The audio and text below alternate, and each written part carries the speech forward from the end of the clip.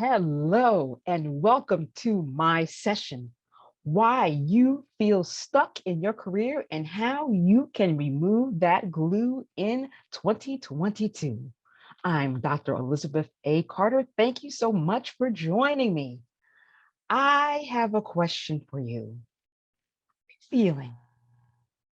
You can throw that in the chat or send me a DM. How are you feeling right now? I will tell you how I'm feeling. I'm feeling frustrated. And I will share with you why I feel that way. When I was looking at facts pertaining to Blacks in the USA, I found these statistics. First of all, 13% of the US population is Black, but less than 10% hold managerial roles in their organization. About 3.2% hold senior leadership roles in organizations, and less than 1% are Fortune 500 CEOs. That's what frustrates me and drives me to my mission of break the 8. It is less than 10, it is 8% is the trend of African Americans in managerial roles in corporate America. I want to shepherd more ambitious individuals into leadership. But I know it's tough. It always feels like the odds are stacked against us, but we can do it. A little bit about me. I grew up wanting to be a lawyer. And my parents instilled in me and my brother the fact that hard work, determination, being extraordinary was what you had to do to even be equal in life. And I worked hard and hard, getting good grades, doing well in school, but being a lawyer was not going to be for me. I failed some of my pre-law classes in undergrad, and then I even had the nerve to take the LSATs, which is the law school admission test, just to see if I could get in. And it didn't work. So the dreams of being a lawyer was over. From there, I was trying to find my way. I worked in retail for several years, then went to banking for better hours and to start my master's degree, and ended up working in insurance in the finance area. I had always been great with numbers and math, and I found that working in finance, in insurance, understanding how the numbers drove the business was right where I needed to be.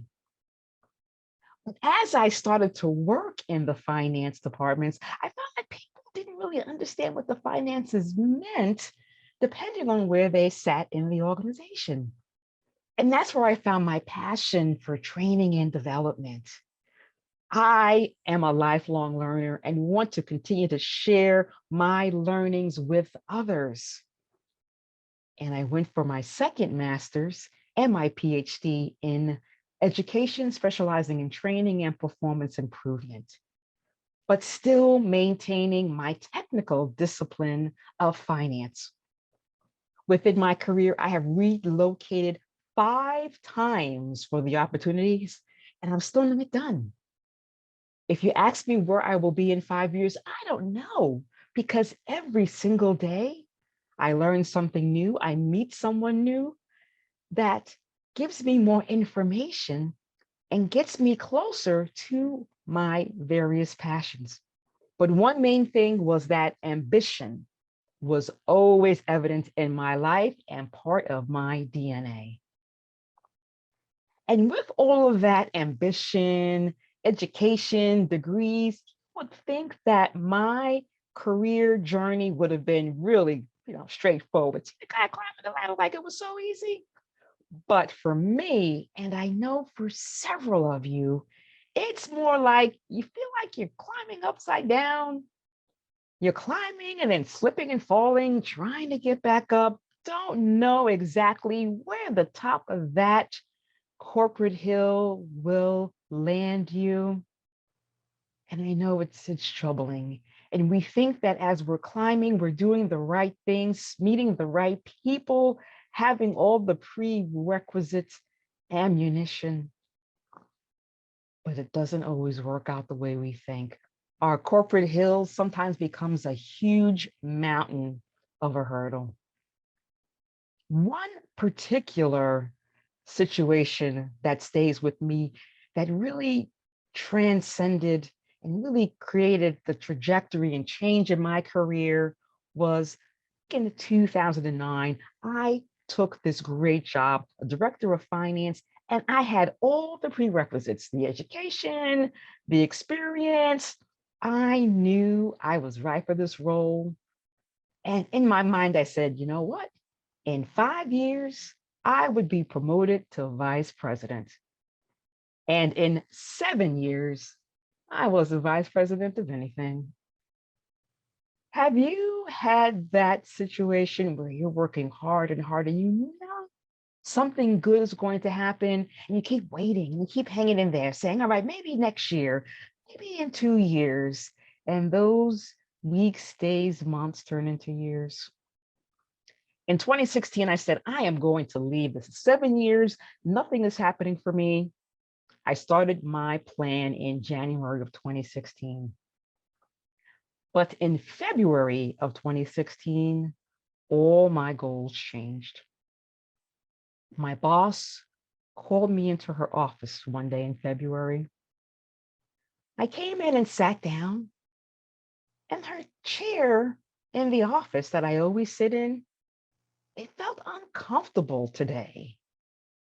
And that was the prerequisite for the conversation. We had been working hard. We had been reorganized as a company. And being in finance, I helped set the budgets for the coming year. I knew that there were 6 people slated to be laid off in June.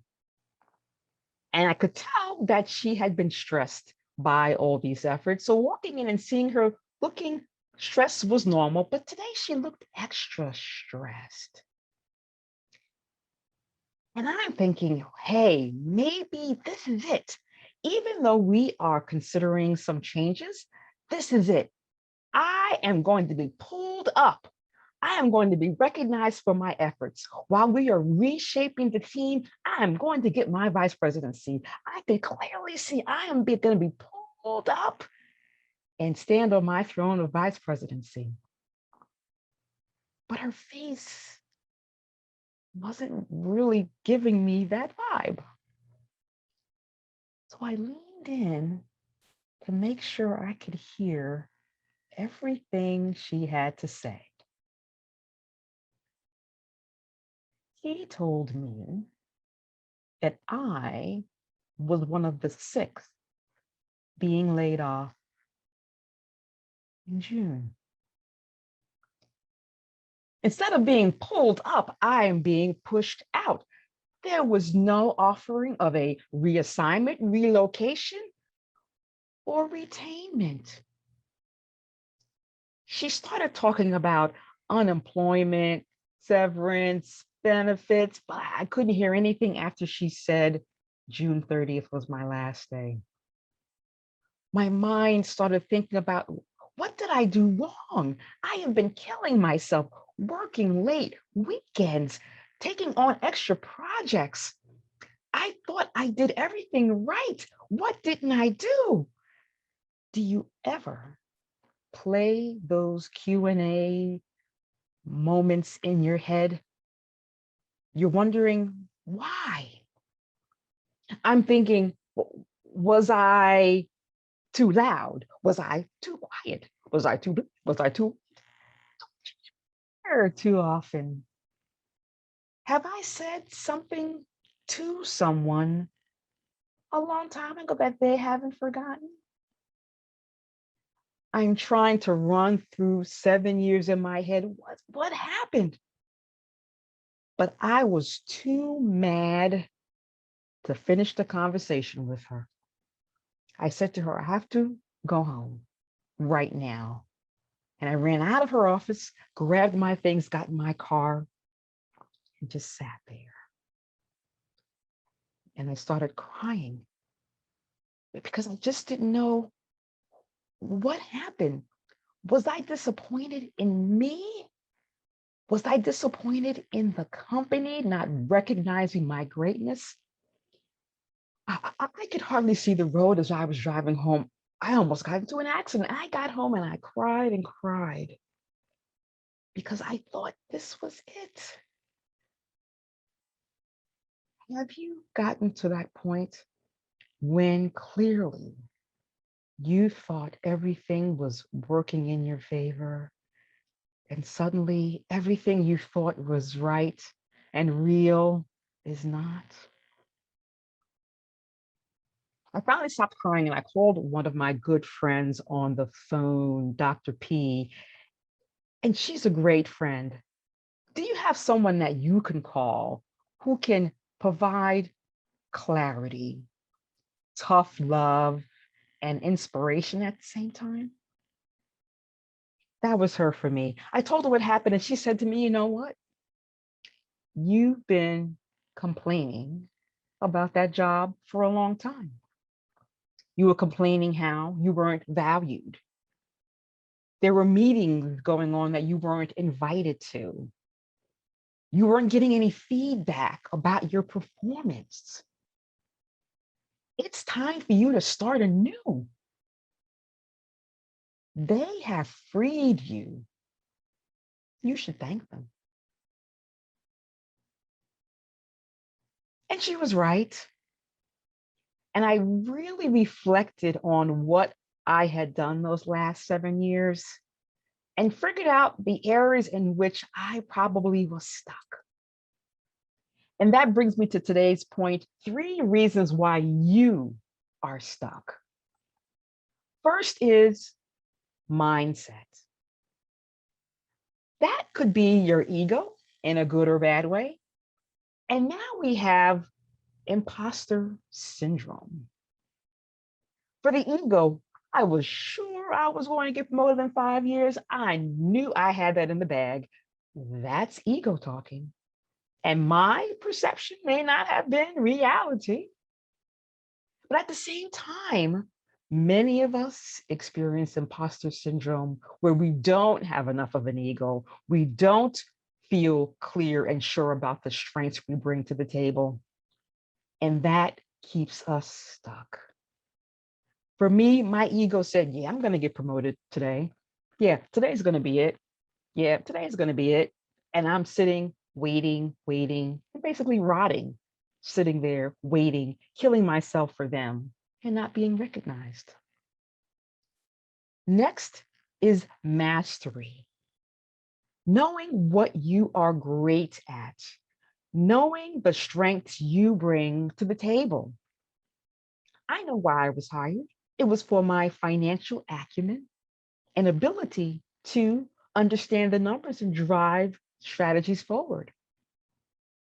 I didn't always have a chance to do what I was mastered in.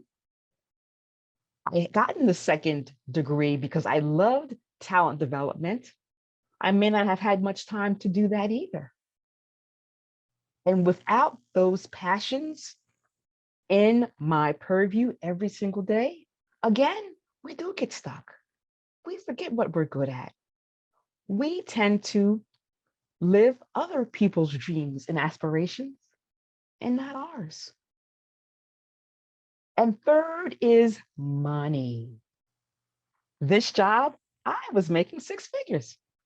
If you aspire to make 6 or 7 figures, hey, you know what?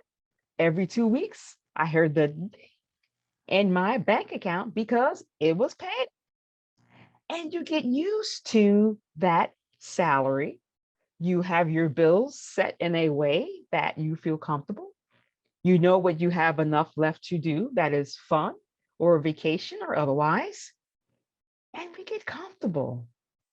But when you think about sitting in a role every single year, getting the nominal 2.5% standard raise with inflation, and the GDP going up 3.5% or more every year, over time, the money you have left starts to dwindle. If you don't get a job with a higher salary or get a bump in a new job, you will over time erode your savings. But we're afraid that we're not going to find something else that pays us what we're worth or even more than what we have today. So we just keep what we have because we know it's there and it's steady. Those are just 3 areas I have determined that keep people stuck on safe and definitely has kept me stuck. I'm sure you have other reasons that you feel you're stuck. I'd love to hear some of them. You could again throw them in the chat or send me a DM. I'm always collecting information to understand what people need and why we are not moving forward and how we can break the 8. I will share how you can remove some of that glue in 2022. You like that? Remove the glue in 2022. First is minimize the ego and the imposter syndrome. We need to think about where we may feel elevated in our own world, but what do others see on the other side of that table? Our mirror is only what we think we see, but the outward reflection is what really counts. Same with the imposter syndrome. We have to stand in our strengths and know what we bring to the table. And how we minimize these is 1, organize your skills, abilities, and capability. Make a list. We sometimes forget all the passions that we have because we don't use them every day in our jobs. Secondly, we do need to assess the gaps. But always that organizing list, your strengths, capabilities, and abilities will always be longer than your gaps. But those handful of gaps may be the difference. So we have to recognize them. Second is, think about if we need more education, experience, or exposure. This is me in 2019 at my doctoral hooding ceremony for my PhD. This was a great sign here on the elevator about life goal achieved. It's one of my life goals, but it was a huge goal. I knew that to compete in the marketplace with this finance discipline and not really having any training background, I got my PhD so that I could be an expert in training and talent development, to be able to help people in the way that I want to serve them. I continue to have my experience in finance to have that unique perspective of both the business and the training. And exposure, that's where many of us need help. We need people at the table, in the rooms, in the hallways, talking about us when we're not there. Those are where the connections happen, where the networking happens. That is where opportunities arise. How we get education, experience, and exposure is, first of all, being clear on our present. What do we have today? What are we doing today? A lot of times it's not a full-blown degree you have to get, maybe a training program, a boot camp, a course, a webinar, just something to give you a little more information to make you that more dangerous. And be visible. That may require you to step out of your day-to-day responsibilities. Volunteer for projects happening at your company. Volunteer for boards in the community, something that will allow you to use your passions. You never know who you will meet, who you will be able to assist, empower, and who can do the same for you. Third is, sometimes you have to digress, invest to make progress. I was out of work when I got laid off in June of 2016, out of work for 15 months, 15 months, because I was not going to take any job that I didn't feel was right for me. I was tired of playing it safe. If I was going to step into something new, it was going to be on my terms. That meant me spending some time in what I call being unemployed university. And I had to make some decisions during that time. The unemployment in my state was very low. My severance wasn't going to last a long time because I hadn't been at the company there only 7 years. So I had to use my resources. I still was working on my PhD at that time. I continued to maintain my studies by ensuring I had my tuition money every quarter. I also invested in a coach. I needed someone to help me organize my skills, abilities, and capabilities, help me be clear on my present and assess my gaps. And she helped me make some decisions. And my progress was in two ways. One, I started my own company, Appeal, and I still have that today, where I am providing tips, tools, and resources to ambitious minorities trying to maneuver the corporate world. And at the same time, I did find my role in finance. I transitioned from property casualty insurance into healthcare insurance. I leveraged my finance background and learned something new, and I am still doing both today. My full-time job gives me information and learning for me to share with my clients as I help bring them up, allow them to learn and grow, make that ladder climb less cumbersome. What I had to do was lay out a plan. What am I going to do? When am I going to do it? And set many milestones to celebrate where I was going. And always be open to opportunities. Quite often, we are in a tunnel thinking that everything is right in front of us. But there's a lot of great activities, projects, ideas, people sitting on the sides that we have to open ourselves up to meet, learn, and grow from. To summarize, three things that may be keeping you stuck: your mindset, your mastery, or your money. How to remove the glue in 2022, remove the ego and the imposter syndrome. Look at education, experience, and exposure, digress, and invest for progress.